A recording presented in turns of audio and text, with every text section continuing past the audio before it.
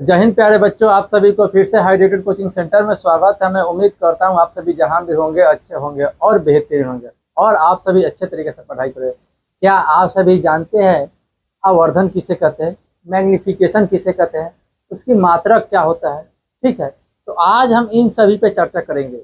आज इन्हीं सभी के बारे में जानेंगे। तो इन सभी से क्वेश्चन बिहार बोर्ड में पूछता है, तो आपको अच्छे तरीका से अंत तक ठीक होगा तो सभी चीज़ समझ में आएगा।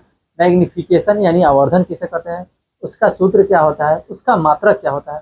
उसके अलावा आज ये भी चर्चा करेंगे कि वस्तु के उत्तल दर्पण पर वस्तु तथा प्रतिबिंब की स्थिति, यह वस्तु जब उत्तल दर्पण के सामने रखें तो प्रतिबिंब कैसा बनेगा। क्या ये सभी जानते हैं? नहीं जानते तो आपको यह क्लास पूरा देखना होगा, अच्छे से समझना होगा, क्योंकि बिहार बोर्ड इन सभी टॉपिकों से क्वेश्चन पूछता है और आपको समझना होगा। ठीक है, ध्यान दीजिएगा। सबसे पहला जो वस्तु कहा, जब वस्तु अनंत को, अनंत का मतलब बता रहे हैं दूर, बहुत दूर।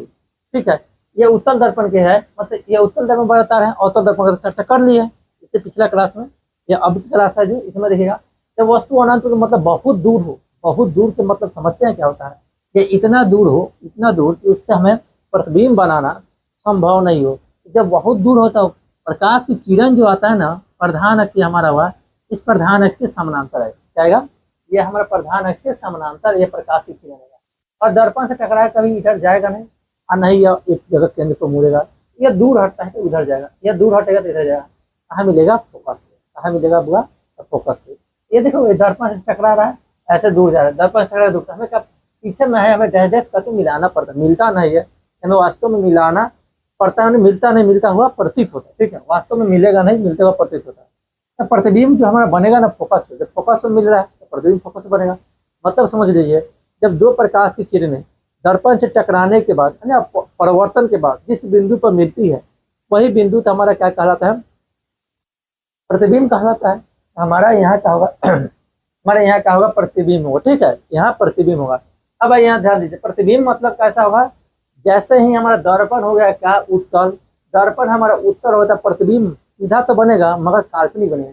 यहाँ प्रतिबिंब हमेशा काल्पनिक बनता है। ठीक, याद रखिएगा, सीधा बनता है, काल्पनिक बनेगा। और यहाँ प्रतिबिंब हमेशा छोटा ही बनता है। यहाँ ध्यान दीजिए, प्रतिबिंब कैसा? सीधा काल्पनिक, बिंदु मतलब छोटा बिंदु के आकार के बनता है, बहुत ही छोटा बनता है फोकस पे प्रतिबिंब। ठीक, इसके अलावा यह कहाँ बनेगा? फोकस पे। देखो यहाँ लिखा हुआ है फोकस, यहाँ फोकस पे बने। ठीक, फोकस पे बनेगा, यहाँ लिखा हुआ। ठीक, क्या? छोटा बिंदु के आकार के। अब आगे चर्चा करते हैं, जब वस्तु का जब अनंत पर, अनंत एवं वस्तु के ध्रुव के बीच वस्तु हो, पता है यहाँ लिखा है, जब अनंत एवं ध्रुव के बीच हो क्या हो? वस्तु हो। जब यह होगा तो यहाँ से प्रकाश की किरण ऐसे जाएगा, प्रकाश की किरण ऐसे जाएगा तो दर्पण से टकरा के दूर हटेगा।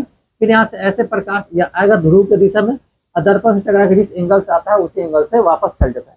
जब चल जाता है तो यहाँ से ऐसे पीछे में मिलाएंगे, इसे भी हम पीछे मिलाएंगे। हमारा प्रतिबिंब जो बनेगा, देखो यह ध्रुव और फोकस के बीच बनेगा। क्या बनेगा?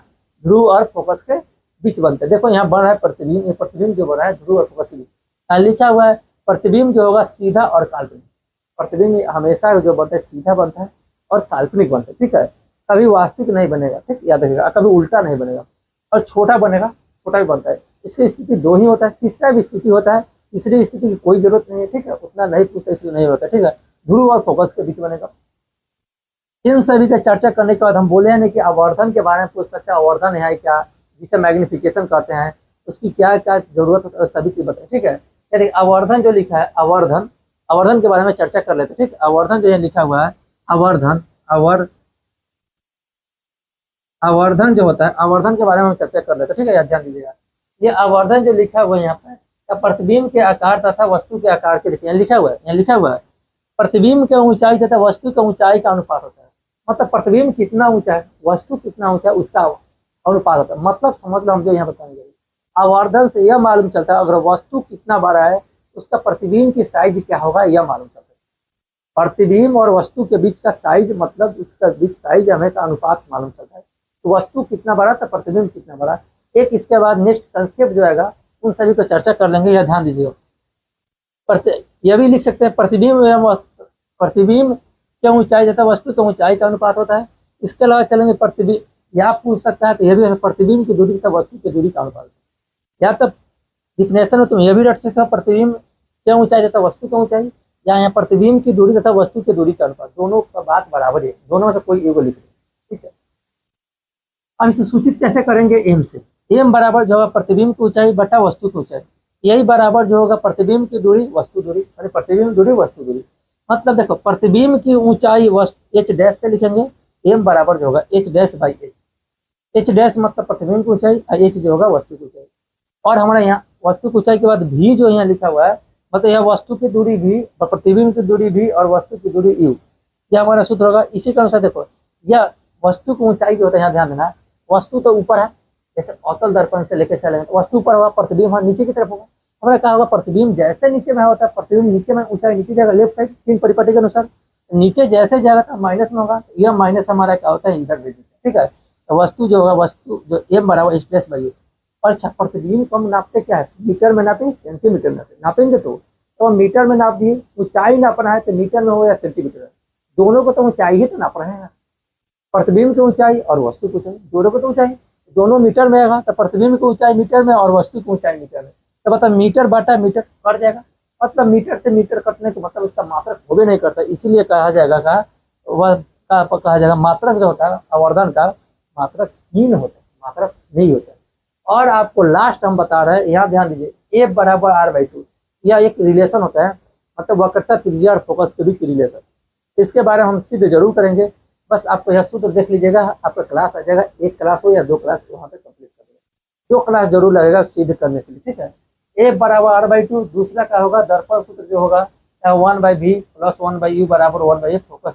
देखो 1/v जो लिखा है वह प्रतिबिंब दूरी, 1/u जो वस्तु दूरी और 1/f मतलब फोकस दूरी। एफ बराबर आर बाई टू मतलब आर का मतलब त्रिज्या होता है, एफ का मतलब फोकस, ठीक है।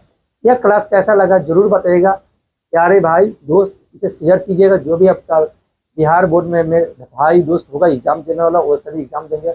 यह सभी क्लास आपके लिए बहुत ही महत्वपूर्ण हो रहा है, जितना इंपॉर्टेंट पॉइंट है वही लेके आ रहा हूँ। बस इतने रखते, ओके बाय।